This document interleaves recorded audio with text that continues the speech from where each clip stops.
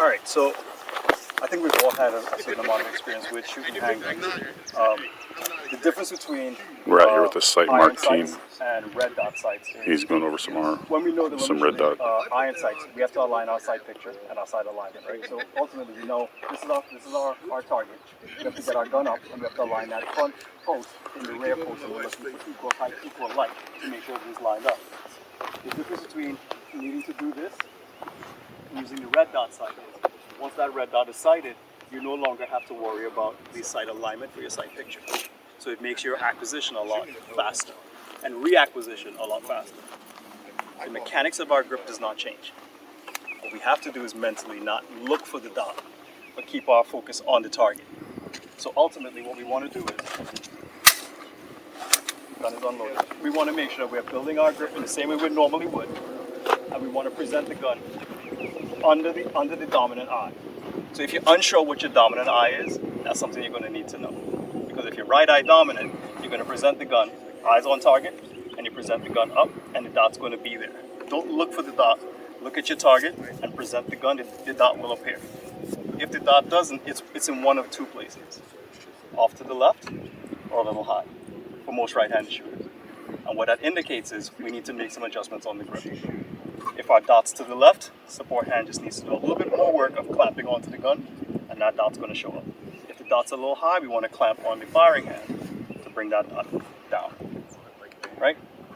Once we've presented it, and we know exactly where that dot is, all we do is press the shutter.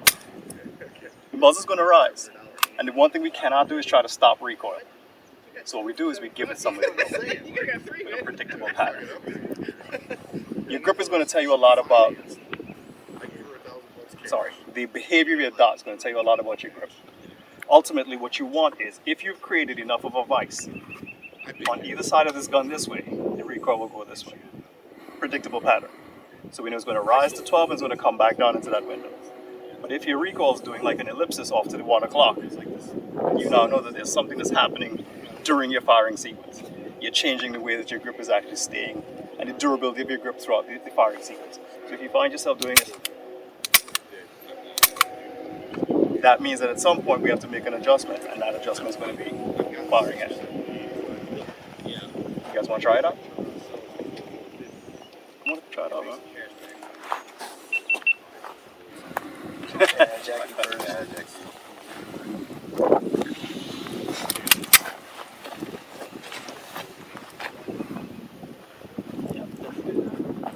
So I'm right-handed, left eye dominant. Okay. So I tend to have to Present the kind gun of do under the this. left eye, which is fine. You present it under the left eye. But I want you to stay target focused. And what we're going to do is we're going to make adjustments. Is the dot in the window right now? All right. Is it?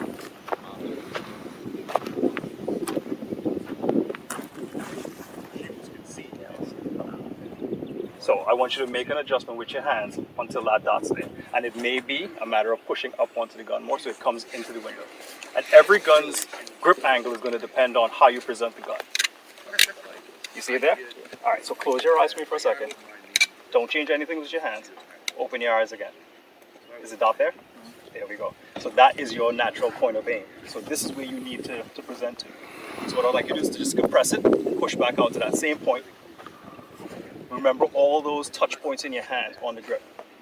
Everything that you felt when that dot was in the right spot is what you now have to log into your brain as being your index point.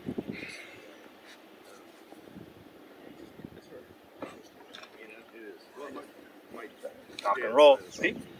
You start building the mechanics behind it. They thought we were Dutch. Did some background logbooks or whatever they call it. Yeah, so it's going a little bit low, and that's okay. As long as you're aware of it, you can make the adjustment. When you don't know it, that's the problem. So if it's a little low, what I want you to do is I want you to apply some more pressure with the support hand. Repeatability and durability is everything. Anybody else want to jump in and try it out? No? Yeah.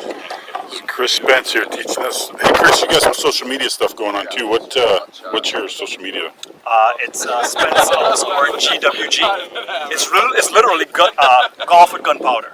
Golf with gunpowder. Right. So the way I looked at it was, I was playing golf, right? And you get onto a course, and it's going to present a challenge to you, right?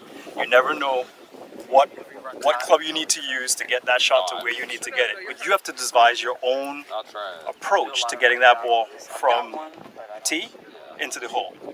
With action shooting, it's the same thing.